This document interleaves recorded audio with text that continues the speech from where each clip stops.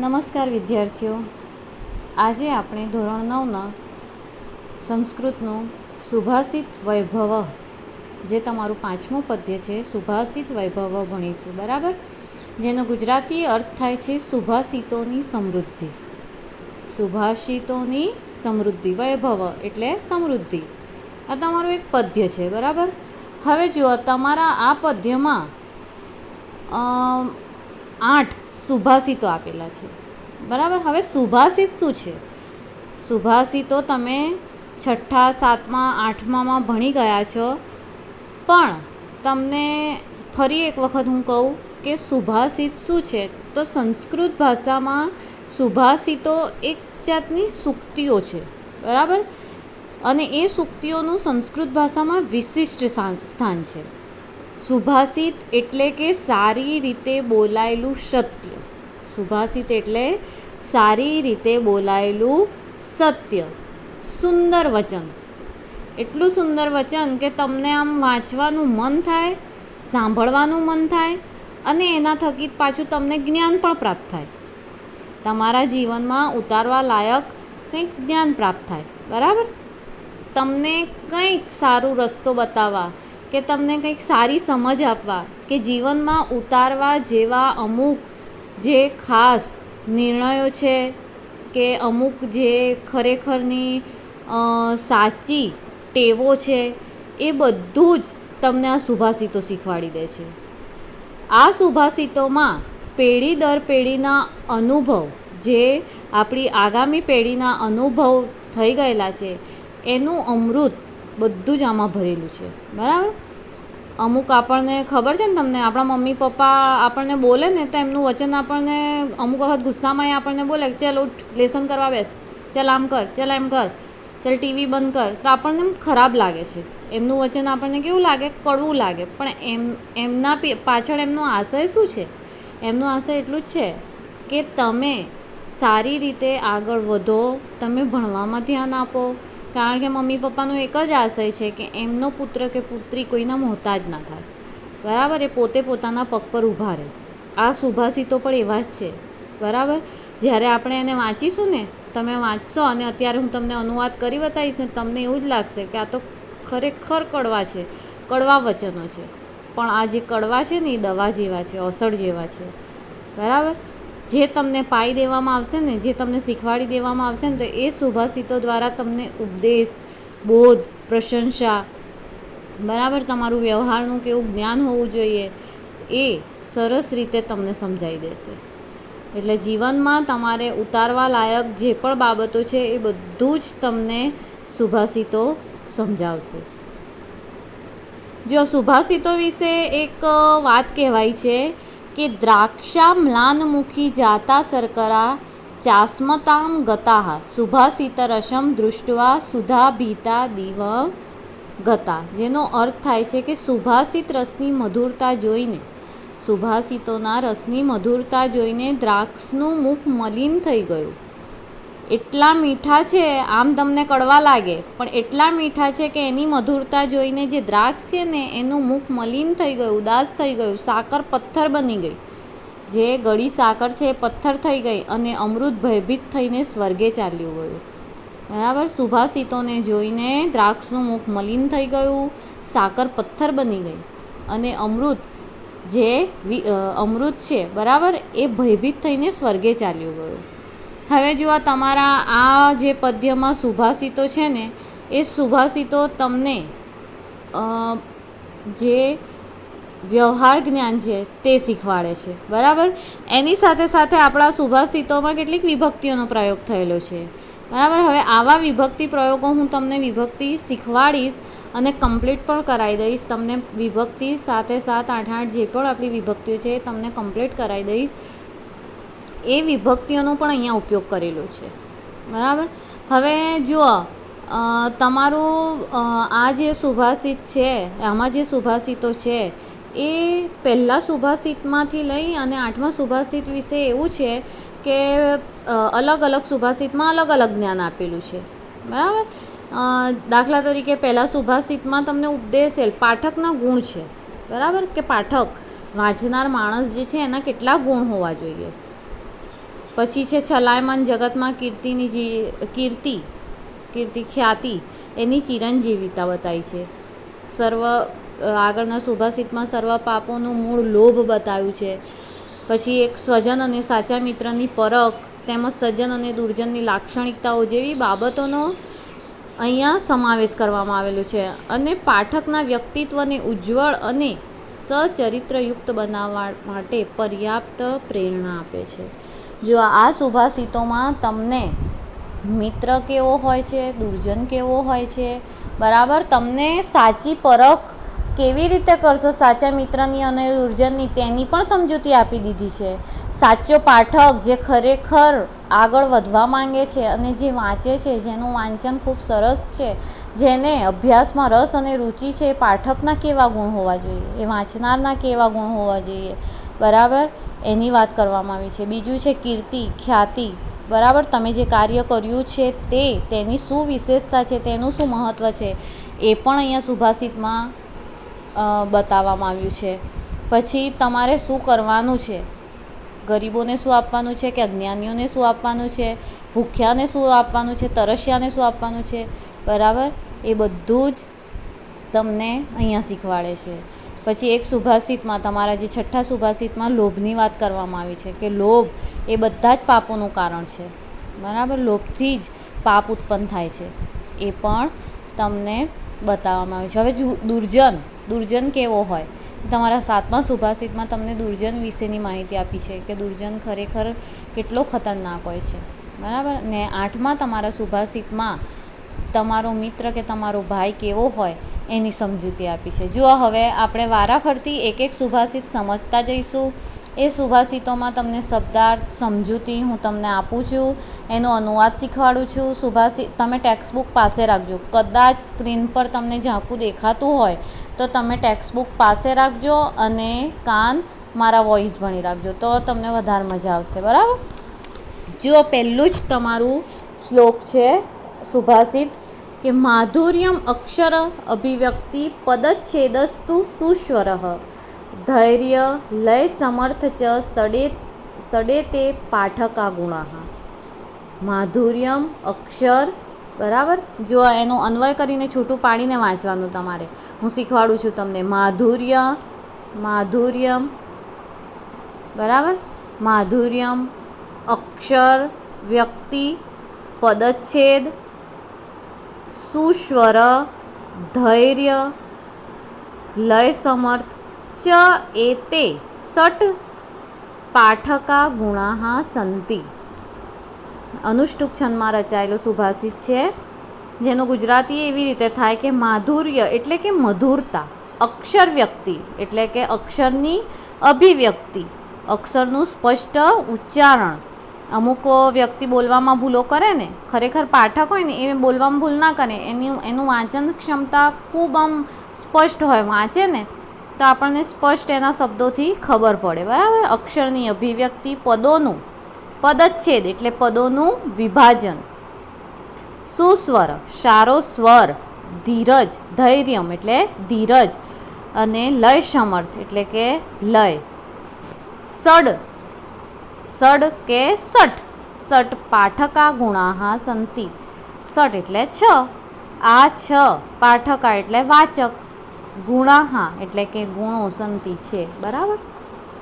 માધુર્ય અક્ષરની અભિવ્યક્તિ, પદોનું વિભાજન, સારો સ્વર, ધૈર્ય અને લય, આ છ પાઠકના કે વાચકના ગુણો છે. પછી એક વખત અનુવાદ જોઈએ. માધુર્યમ એટલે કે માધુર્ય અક્ષર અભિવ્યક્તિ, અક્ષરની અભિવ્યક્તિ, પદચ્છેદસ્તુ એટલે કે પદોનું છેદન, સુસ્વર એટલે કે સારો સ્વર, ધૈર્ય અને લય, આ છ, અને એટલે ચ એટલે અને લય, સડેત પાઠકા ગુણ, આ છ પાઠકના ગુણો છે, વાચકના ગુણો છે, બરાબર. જો હવે એની સમજૂતી હું તમને આપું કે પાઠક કેવો હોવો જોઈએ, વાચક કેવો હોવો જોઈએ, તો તેનામાં મધુરતા હોવી જોઈએ.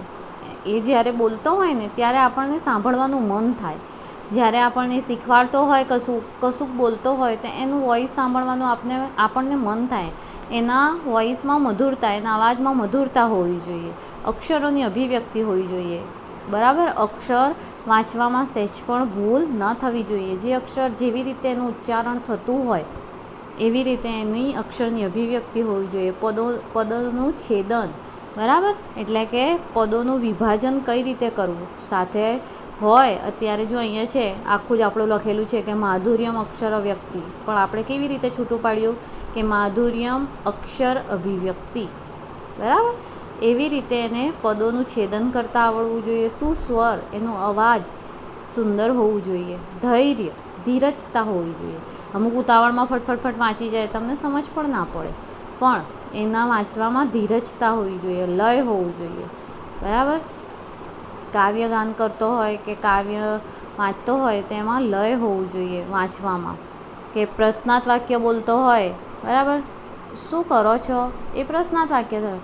શું કરો છો, બરાબર, એ સાદું વાક્ય થયું. હવે બોલવામાં કેટલું ફરક છે, એટલે એમાં એનો લય હોવું જોઈએ. આ 6 વાચકના ગુણો છે. હવે તમને પૂછવામાં આવે કે વાચકના 6 ગુણો કયા કયા, તમને આવડવું જોઈએ કે મધુરતા, અક્ષરની અભિવ્યક્તિ, પદોનું વિભાજન, સારો સ્વર, ધીરજ અને લય. આ 6 પાઠકના કે વાચકના ગુણો છે, બરાબર. જુઓ હવે બીજું સુભાષિત તમારું. ચલમ વિત્તમ ચલમ ચિત્તમ ચલે જીવિત યૌવને ચલ અચલમિદમ સર્વ કીર્તિરેવ હિ જીવતી. જુઓ, ચલમ વિત્તમ. ચલમ એટલે ચંચળ, અસ્થિર. ચલમ એટલે ચંચળ કે અસ્થિર. વિત્તમ એટલે ધન કે પૈસો. બરાબર. ધન ચંચળ છે. ચલમ વિત્તમ એટલે ધન ચંચળ છે. ચલમ ચિત્તમ, ચિત્ત એટલે આપણું મન, બરાબર. ચિત્ત એટલે આપણું મન. તો મન ચંચળ છે, ધન ચંચળ છે, મન ચંચળ છે. ચલે જીવિત યૌવને. જીવિત યૌવન એટલે જીવન અને યૌવન. યૌવન એટલે યુવાની, બરાબર. જીવન અને યૌવન એટલે કે જુવાની. ચલે એટલે કે ચંચળ છે. જીવન અને જુવાની પણ ચંચળ છે. ચલાચલમ ઈદમ સર્વ. આ બધું જ, સર્વ એટલે આ બધું જ. ચલા અચલમિદમ આવ જા કરનારું છે, આવે છે અને જાય છે. કીર્તિરેવ હિ જીવતી. જેની પાસે કીર્તિ છે તે જ જીવે છે, બરાબર. જો પહેલાંથી જોઈએ. ચલમ વિત્તમ, ધન ચંચળ છે. ચલમ ચિત્તમ, મન ચંચળ છે. ચલે જીવિત યૌવને, જીવન અને જુવાની ચંચળ છે. ચલમ અચલમ ઇદમ સર્વ. આ બધું જ આવજા કરનારું છે. કીર્તિરેવ હિ જીવતી. જેની પાસે કીર્તિ છે તે જ જીવે છે. કેટલું સહેલું છે, બરાબર. હવે જુઓ, અહીંયા કીર્તિનું મહત્ત્વ દર્શાવ્યું છે, ખ્યાતિનું મહત્ત્વ દર્શાવ્યું છે, બરાબર. તમારી પાસે જે કીર્તિ છે, બરાબર, તમે જે નામ કમાયું છે તે જ આજીવન રહેવાનું છે. આપણે નથી કહેતા કે કોઈક માણસ મરી જાય છે તો આપણે હંમેશા એના ગુણોનું જ ગાન કરીએ છીએ કે આણે આવું કર્યું હતું, સગાવાલાને રડવું એનું જ આવે છે કે હવે શું થશે, એ તો આપણને આ રીતે કામ લાગતો હતો, આવી રીતે કામ કરતો હતો. એનું કારણ શું? અહીંયા સુભાષિતમાં દર્શાવ્યું છે કે તમારી પાસે જે ધન છે ને એ ચંચળ છે, એ આવજા કરનારું છે. ધન આવે છે, જાય છે, પૈસા આપણે કમાઈએ છીએ, વાપરી નાખીએ છીએ. મન પણ ચંચળ છે, સ્થિર રહે છે. અમુક વખત આપણે ક્લાસમાં બેઠા હોઈએ ખરા, પણ મન તો આપણું ક્યાંય ફરતું હોય, થાય છે ને એવું. તો મન પણ આપણું ચંચળ છે. જીવન અને જુવાની ચંચળ છે, બરાબર. જીવન અને જુવાની પણ ચંચળ છે. જુવાની પણ ચંચળ છે, એ પણ આવી છે તો જતી જ રહેવાની છે. જીવન છે તો મૃત્યુ થવાનું જ છે. આ બધું જ આવજા કરનારું છે, બરાબર. આ બધું જ તમારી પાસે કોઈક વખત હશે અને કોઈક વખત નહીં હોય, પણ જેની પાસે કીર્તિ છે ને તે જ જીવે છે, એટલે કે તે જ આગળ વધે છે, બરાબર. એની કીર્તિ જ, માણસ તો મરી જ જશે પણ એની કીર્તિ, જે એણે નામ કમાયું છે એ જ જીવશે. એટલે અહીંયા કીર્તિનું મહત્ત્વ દર્શાવ્યું છે, બરાબર. જો એક વખત પછી અનુવાદ જોઈએ. ધન ચંચળ છે, મન ચંચળ છે, જીવન અને જુવાની ચંચળ છે. આ બધું જ આવજા કરનારું છે. જેની પાસે કીર્તિ છે તે જ જીવે છે. હવે જુઓ ત્રીજું સુભાષિત તમારું. મક્ષિકાહ વ્રણમ ઇચ્છન્તિ ધનમ ઇચ્છન્તિ પાર્થિવાહ નીચા કલમ ઇચ્છન્તિ શાંતિમ ઇચ્છન્તિ સાધવઃ. બરાબર. મક્ષિકા એટલે માખીઓ, વ્રણમ ઇચ્છન્તિ, વ્રણમ એટલે ઘા કે જખમ, આપણને જે લાગેલું હોય છે ને એ ઘા કે જખમ. માખીઓ ઇચ્છન્તિ, અહીંયા સંધિ છૂટી પાડવાની છે. વ્રણમ ઇચ્છન્તિ, મક્ષિકાહ વ્રણમ ઇચ્છન્તિ એટલે કે માખીઓ જખમ ઈચ્છે છે. ધનમ ઇચ્છન્તિ પાર્થિવાહ, પાર્થિવાહ એટલે રાજાઓ. ધનમ, ધન એટલે પૈસા, ઇચ્છન્તિ એટલે ઈચ્છે છે, રાજાઓ પૈસા ઈચ્છે છે. નીચા એટલે કે હલકા. કલમ ઇચ્છન્તિ, કલહ, હલકા પ્રકારના લોકો. કલહ એટલે કે ઝઘડો, ઇચ્છન્તિ ઝઘડો ઈચ્છે છે. શાંતિમ ઇચ્છન્તિ સાધવાહ, સાધવાહ એટલે સજ્જનો. શાંતિમ ઇચ્છન્તિ શાંતિ ઈચ્છે છે. મક્ષિકા વ્રણમ ઇચ્છન્તિ માખીઓ જખમ ઈચ્છે છે. ધનમ ઇચ્છન્તિ પાર્થિવા રાજાઓ પૈસા ઈચ્છે છે. નીચા કલમ ઇચ્છન્તિ હલકા પ્રકારના લોકો ઝઘડો ઈચ્છે છે. અને શાંતિમ ઇચ્છન્તિ સાધવ સજ્જનો શાંતિ ઈચ્છે છે. જો અહીંયા કોણ શું ઈચ્છે છે આપણને આ સુભાષિત દ્વારા સમજાવવામાં આવ્યું છે કે કોણ શું ઈચ્છે છે એ ધ્યાન આપો. માખીઓ હોય ને એ હંમેશા ઘા જ ઈચ્છે, એટલે કે એમને ઘા જ ગમે. કંઈક લાગેલું હોય ને એના ઉપર ફટનાની માખી આવીને બેસી જાય. એટલે માખીઓ હંમેશા ઘા ઈચ્છે, ખરાબ વસ્તુ જ ઈચ્છે, ગંદકી પર જઈને જ બેસે. અને રાજાઓ હોય એ પૈસા જ ઈચ્છે. બરાબર. અત્યારના આપણે જોઈએ છીએ લોકોને જે ઊંચા સ્થાન પર અમુક બેઠેલા હોય છે એમને પૈસાથી જ મતલબ હોય છે. અહીંયા બી કીધું છે કે રાજાઓ એ શું ઈચ્છે છે? પૈસા જ ઈચ્છે છે. નીચા કલમ ઇચ્છન્તિ હલકા માણસો હંમેશા ઝઘડો જ ઈચ્છે, હલકા માણસો ઝઘડો જ ઈચ્છે છે. બરાબર. એમને ઝઘડો થાય ને તો જ મજા પડે, એમને એવું ના થાય કે ચલો આપણે શાંતિથી રહીએ. અને સાધવા જે સજ્જન માણસો છે એ શાંતિ છે. અમુક જે સમજદાર અને ડાયા સમજદાર માણસો હોય ને ઝઘડો થાય ને એટલે ત્યાંથી ખસી જાય. ઝઘડો થાય ને એમનો વાંક ના હોય ને, કોઈક એમને ઝઘડતું હોય ને એમનો વાંક ના હોય ને છતાં પણ એ બોલે ના, ખસી જાય ત્યાંથી, કારણ કે શાંતિ ઈચ્છે છે. બરાબર. એટલે જેવું જેનું વ્યક્તિત્વ, બરાબર, જેવું જેનું વ્યક્તિત્વ, તમારી પર્સનાલિટી કેવી છે, તમારું માઇન્ડ કેવું છે, બરાબર, એના ઉપર આધાર છે. તમે જો સજ્જન હશો, સારા માણસ હશો તો તમે શાંતિ જ ઈચ્છશો. અને જો આપણા અંદર ખરાબ કે કુટેવો હશે ને આપણે પણ હલકા માણસોમાં જો સમાવેશ થતો હશે ને તો ઝઘડાથી આપણે બચવાની કોશિશ નહીં કરીએ. ઉલટું જ્યાં ઝઘડો થતો હશે ને ત્યાં બેસીશું. બરાબર. વાતો શોધીશું, ક્યાં ઝઘડો કરીએ, ક્યાં ગુસ્સો કરીએ. ખરેખર આ જે પ્રવૃત્તિ છે ને એ હલકા માણસોની છે. અહીંયા સુભાષિતમાં શું કહે છે કે જે હલકા માણસો છે ને તે જ કલહ ઈચ્છે. અને જે રાજાઓ છે એમને ફક્ત ધનથી જ મતલબ હોય છે. જ્યારે માખીઓને વ્રણમ એટલે કે ઘા કે જખમ, એમને એનાથી જ મતલબ હોય છે. બરાબર. હવે આશા રાખું છું કે આ 3 સુભાષિતમાં તમને સમજ પડી હશે. આપણે આગળ જોઈએ. ગાવો ગંધેન પશ્યંતી વૈદેહે પશ્યંતી બ્રાહ્મણા ચારય પશ્યંતી રાજનશ્ચ ક્ષુર્ભ્યા મિતરે જના. બરાબર. ચોથા સુભાષિતમાં તમારે શું કહેવામાં આવ્યું છે કે ગાઓ, ગાવહ એટલે ગાયો, ગાવહ એટલે ગાયો. પશ્યંતી એટલે જુએ છે, પશ્યંતી એટલે જુએ છે, ગાયો જુએ છે. રાજનશ્ચ અક્ષુર્ભ્યા મિતરે જનાહ. બરાબર. શું કહે છે કે ચારય પશ્યંતી, ચારય પશ્યંતી ગાયો ગંધ વડે, ગાવહ ગંધમ, ગંધમ શબ્દ અહીંયા નથી પણ એવું આવે કે ગાયો ગંધ વડે જુએ છે. રાજન ચક્ષુ ભ્યા મિત્રે જના, બ્રાહ્મણો વેદો વડે જુએ છે. બ્રાહ્મણો રાજન, રાજાન એટલે રાજાઓ નામનું પ્રથમા બહુવચન. બરાબર. ચારે ગુપ્તચરો વડે, જાસૂસો વડે, રાજાઓ જાસૂસો વડે જુએ છે. દારિદ્ર્ય ધન દેયમ, દારિદ્ર એટલે ગરીબ, દારિદ્ર એટલે ગરીબ. દારિદ્ર્ય જનેહે એટલે દારિદ્ર્ય એટલે ગરીબ, બરાબર. ગરીબ જે છે, જે ગરીબો છે તે શાના વડે જુએ છે? ધન વડે. જ્ઞાનમ દેયમ જડાય, જ્ઞાનમ દેયમ જડાય ઇતિ હિ જના ચક્ષુભ્યામ પશ્યંતિ વૈદેહે. જો આમાં શું છે કે ગાવો ગંધેન પશ્યંતિ, હા જો આ રહ્યું દારિદ્ર્યમ ધનમ, એ સોરી વાંચવામાં ભૂલ થઈ ગઈ.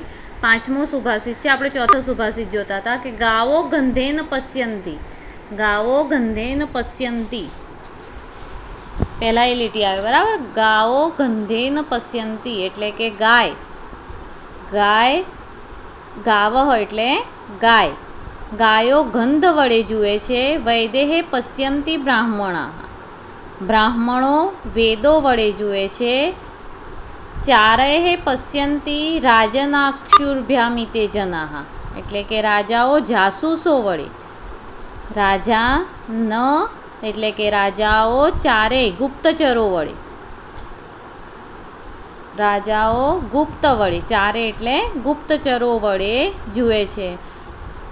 અને સામાન્ય માણસો, સામાન્ય માણસો ચક્ષુર્ભ્યામ બે આંખો વડે જુએ છે, બરાબર. આવી રીતે થશે એમનું. જનાહ એટલે સામાન્ય માણસો, ચક્ષુભ્યામિત્રે એટલે કે ચક્ષુભ્યામ બે આંખો વડે જુએ છે. જો પહેલાંથી જોઈએ, ગાવો ગંધેન પશ્યંતિ, ગાયો ગંધ વડે જુએ છે. વૈદેહે પશ્યંતિ બ્રાહ્મણાઃ, બ્રાહ્મણો વેદો વડે જુએ છે. ચારે પશ્યંતિ રાજાના, રાજાઓ જાસૂસો વડે જુએ છે. અને ચક્ષુભ્યામિત્રે જનાઃ સામાન્ય માણસો બે આંખો વડે જુએ છે, બરાબર. ઇતરે અહીંયા સંધિ છૂટી પાડવાની છે કે રાજાન એ છૂટું પડી જશે. ચક્ષુભ્યામ એટલે કે બે આંખો વડે. અને ઇતરે પાછળની જે છે ચક્ષુભ્યામ, ઇતરે જનાઃ, ઇતરે જના એટલે સામાન્ય લોકો, સામાન્ય લોકો બે આંખો વડે જુએ છે. જો પહેલાંથી જોઈએ, ગાઓ ગંધેન પશ્યંતિ, ગાયો ગંધ વડે જુએ છે. પશ્યંતિ એટલે જોવું, ગાયો ગંધ વડે જુએ છે. બ્રાહ્મણો વેદો વડે જુએ છે.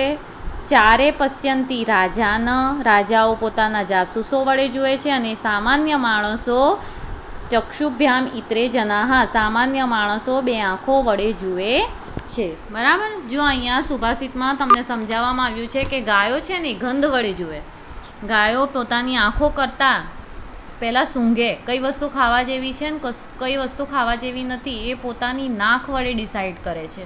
એટલે ગાયો શાનાથી જુએ કઈ વસ્તુ સારી છે ને ખરાબ? એની ગંધ વડે, બરાબર. વેદે પશ્યંતિ બ્રાહ્મણા, બ્રાહ્મણો વેદો વડે, વેદ જ્ઞાનથી જુએ છે. બ્રાહ્મણો જે આંખોથી જુએ એના ઉપર વિશ્વાસ ના કરે. વેદોમાં શું કહેવામાં આવ્યું છે, વેદોમાંથી જ્ઞાન લઈને એ સારું કયું છે ને ખરાબ કયું છે એ ડિસાઈડ કરે છે અને એનાથી એ જુએ છે. એવી જ રીતે રાજાન પશ્યંતિ ચારે એટલે કે રાજાઓ જે છે એ એના ગુપ્તચરો વડે, એના જાસૂસો વડે જુએ, બરાબર. રાજાઓ પોતે નક્કી ના કરી લે કે તું સાચો ને તું ખોટો.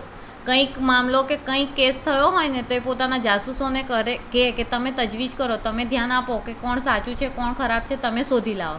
અને જાસૂસો વડે, એમના ગુપ્તચરો વડે જે માહિતી મળે ને એના ઉપર ધ્યાન આપીને પછી એ જુએ અને ફેસલો કરે છે, બરાબર. એવી જ રીતે ચક્ષુભ્યામ મિત્રે જના, પણ જે સામાન્ય માણસો છે એ બે આંખો વડે જુએ છે. જે સામાન્ય નજીવ માણસ છે, બરાબર. આમ તો જોવા જઈએ તો આપણા જેવા, જે જોયું એ જ આપણે સાચું માની લઈએ. આપણે જે આંખોથી જોયું એ જ આપણે સાચું માની લઈએ છીએ.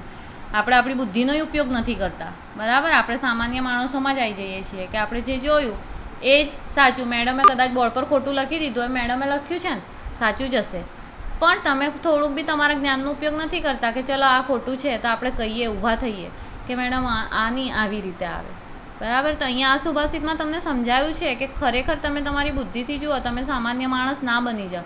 જેવી રીતે બ્રાહ્મણો જે જ્ઞાની છે એ કેવું પોતાનો વેદ જ્ઞાનનો ઉપયોગ કરીને જુએ છે, તો તમે પણ તમારી બુદ્ધિનો ઉપયોગ કરો. પણ અહીંયા બતાવી દીધું છે કે સામાન્ય જે માણસો છે ને એ પોતાની આંખો વડે જે જુએ છે એને જ સાચું માને છે, બરાબર. હવે જુઓ પછીથી એક વખત સમજાવું કે ગાવો ગંધેન પશ્યંતિ, ગાયો ગંધ વડે જુએ છે, બરાબર. વૈદેહે પશ્યંતી બ્રાહ્મણા વેદો બ્રાહ્મણો વેદો વડે જુએ છે. રાજાઓ ચારે પશ્યંતી રાજાઓ પોતાના જાસૂસો વડે જુએ છે. સામાન્ય માણસો ચક્ષુભ્યામ ઇતરે જના સામાન્ય માણસો બે આંખો વડે જુએ છે. પાંચમું સુભાષિત જોઈએ. દરિદ્રાય ધનમ દેયમ જ્ઞાનમ દેયમ જડાય ચ પિપાસિતાય પાનીયમ ક્ષુધિતાય ચ ભોજનમ. જો અહીંયા સારા માણસ કેવી રીતે આપણે બનવાનું છે તે શીખવાડ્યું છે. બરાબર કે દારિદ્ર્ય ધનમ દેયમ એટલે આપવું. દારિદ્ર્ય એટલે ગરીબને ધન આપવું. જેને જેની જરૂર છે એ જ આપવાનું છે. બરાબર, ગરીબને ધન આપવું. જ્ઞાનમ દેય જડાય, બરાબર, જડાય એટલે જળ કે અજ્ઞાનીને જ્ઞાન આપવું. પીપાસિતાય પાનીય, તરસ્યાને પાણી આપવું. પીપાસિતાય એટલે તરસ્યાને, પાનીયમ એટલે કે પાણી. અને શુદ્ધિતાય ચ ભોજનમ, શુદ્ધિતા એટલે ભૂખ્યાને ભોજન આપવું. જો અહીંયા આપણે શું કોને આપવાનું છે? જેને જેની જરૂર છે તે આપો. એકદમ ઇઝી છે કે દરિદ્રને ધન આપવું, અજ્ઞાનીને જ્ઞાન આપવું, તરસ્યાને પાણી આપવું અને ભૂખ્યાને ભોજન આપવું. એકદમ ઇઝી છે. છઠ્ઠું છે લોભ વિશેનું તમારું સુભાષિત છે કે લોભાત ક્રોધ પ્રભવતી, લોભાત કામ પ્રજાયતે, લોભાન મોહસ્ય નાશસ્ય, લોભ પાપસ્ય કારણમ. લોભાત ક્રોધમ, લોભાત એટલે કે જો અહીંયા વિભક્તિ વપરાયેલી છે. બરાબર, લોભથી ક્રોધ ઉત્પન્ન થાય છે. લોભાત ક્રોધ પ્રભવતી એટલે કે લોભથી પ્રભવતી ઉત્પન્ન થાય છે. લોભથી ક્રોધ ઉત્પન્ન થાય છે. લોભાત કામ પ્રજાયતે, લોભથી કામના જન્મે છે. લોભાન મોહસ્ય નાશસ્ય, લોભથી મોહ અને નાશ થાય છે. લોભ પાપસ્ય કારણમ, લોભ એ પાપનું કારણ છે. જો અહીંયા લોભ વિશેની વાત થઈ છે કે જે માણસમાં લોભ પેસી જાય છે ને, અત્યારે જે મર્ડર થઈ જાય છે, લોકો મારી નાખે છે, એનું મુખ્ય કારણ લોભ જ છે. પૈસાનું લોભ, દોલત મિલકતનું લોભ, બરાબર, જમીનનું લોભ.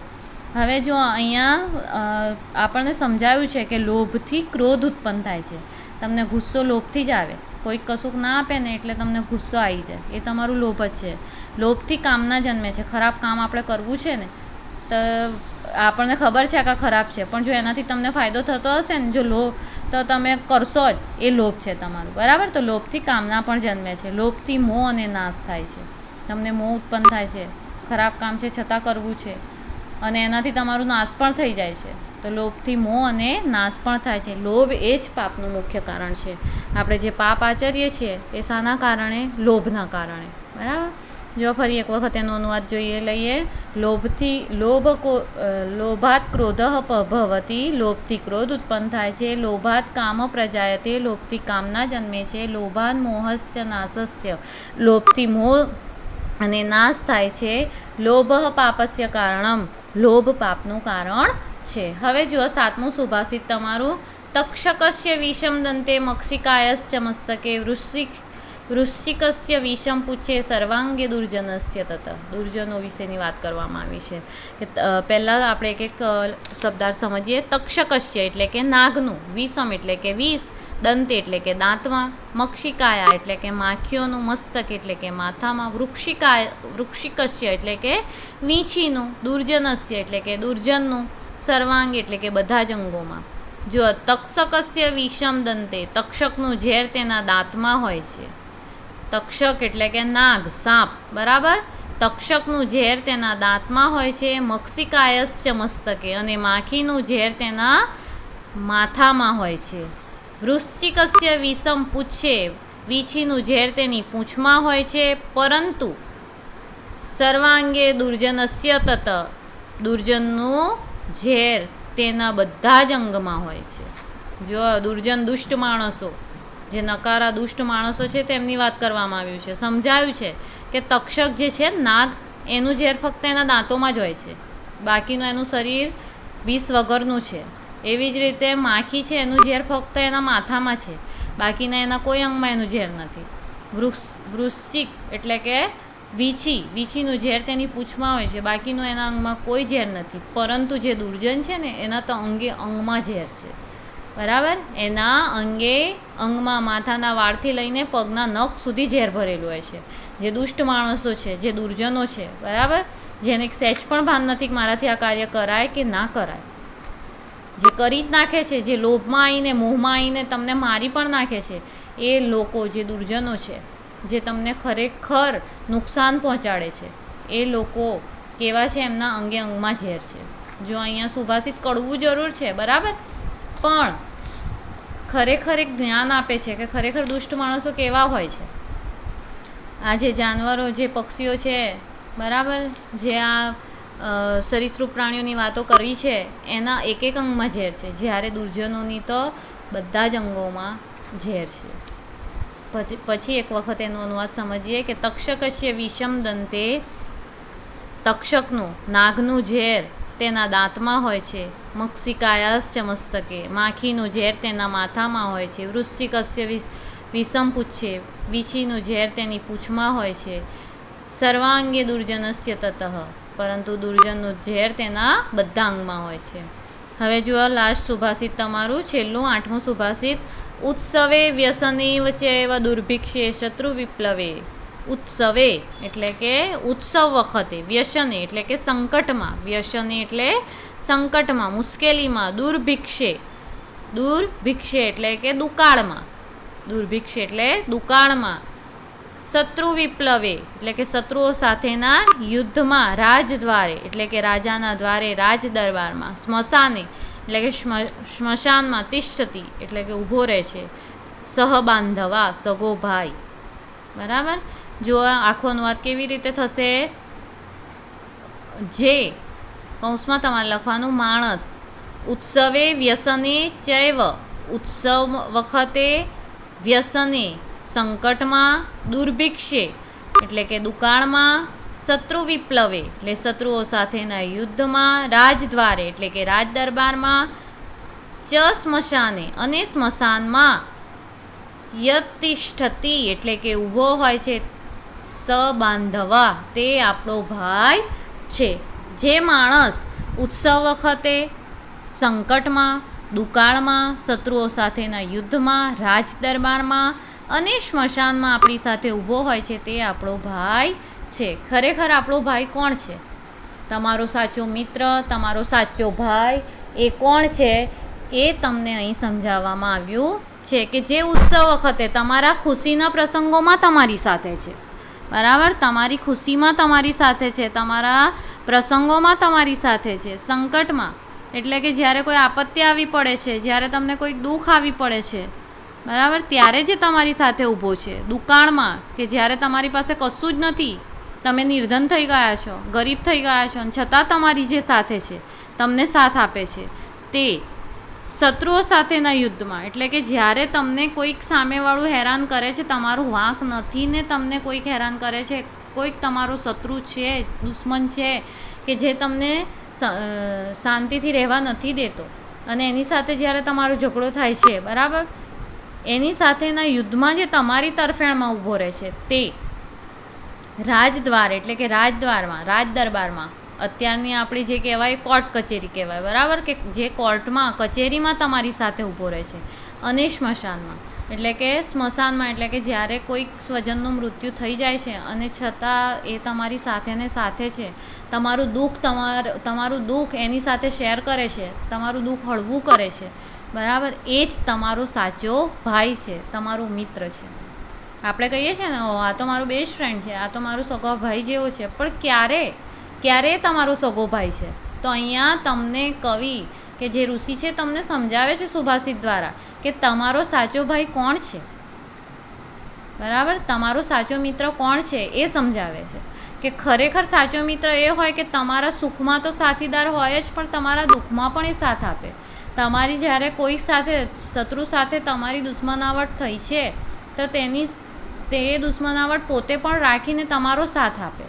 સ્મશાનમાં જ્યારે કોઈક સ્વજનનું મૃત્યુ થાય છે ને તમારા હાથમાં હાથ પરોવીને કહે કે તું ચિંતા ના કરજે, હું છું, એ તમારો મિત્ર છે, એ તમારો ભાઈ છે, બરાબર.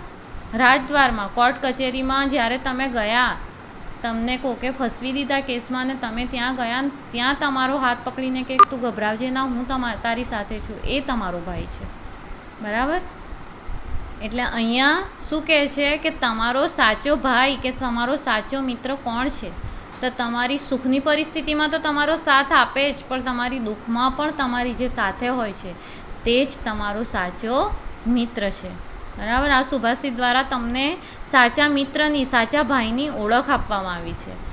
આપણે નથી કહેતા કે આ મારો સગ્ગો ભાઈ છે, આ મોટો, હું નાનો, પણ જ્યારે દુઃખ અને તકલીફ પડે ને ત્યારે એ છૂટી જાય તો, પણ જ્યારે પાસે રહેતો માણસ, તમારી બાજુમાં કોઈક રહે છે ને તે તમને દરેક રીતે સપોર્ટ કરે છે, તમારા સુખ દુઃખમાં દરેક રીતે તમારો ભાગીદાર થાય છે, તો ખરેખર તમારા સગા ભાઈ કરતાં પહેલાં એ તમારો ભાઈ છે. બરાબર. આ સુભાષિતમાં તમને એવું સમજાવવામાં આવ્યું છે. એટલે એનો અનુવાદ કેવું થશે કે જે ઉત્સવ વખતે સંકટમાં, દુકાળમાં, શત્રુઓ સાથેના યુદ્ધમાં, રાજ દરબારમાં અને સ્મશાનમાં ઊભો હોય છે તે આપણો ભાઈ છે. જો હવે આ સુભાષિતો દ્વારા તમને ઘણી સુંદર માહિતી આપવામાં આવી છે. મેં મારી રીતે તમને સમજાવી દીધું છે ને આશા રાખું છું કે તમને એમાં સમજ પડી ગઈ હશે. સમજ ના પડી હોય ને કંઈ કન્ફ્યુઝન હોય તો તમે કોલ કે મેસેજ કરીને મને પૂછી શકો છો. અસ્તુ.